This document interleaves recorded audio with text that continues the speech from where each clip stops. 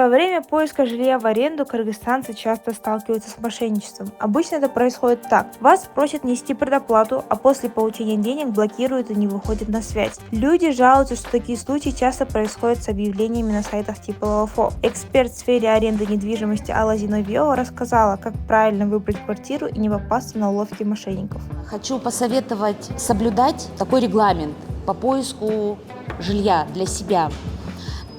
Если вы находите объект самостоятельно, через любые агрегаты, которые у нас есть в Бишкеке, вы в первую очередь должны поинтересоваться, собственник ли это объекта, квартиры, или все-таки нет. Вам должны показать сначала квартиру, после только вы можете оплатить какое-то вознаграждение, либо комиссия, если она есть.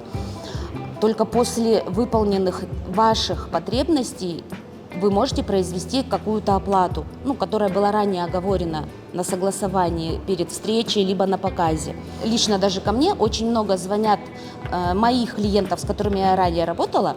Они у меня даже спрашивают совета, и даже они мне рассказывают, как они оказались в такой системе мошенничества. Да? Они могли уже разным агентам проплатить около 5000 сомов, в итоге они даже на объекте не были, они даже не видели, какую квартиру могли им предложить.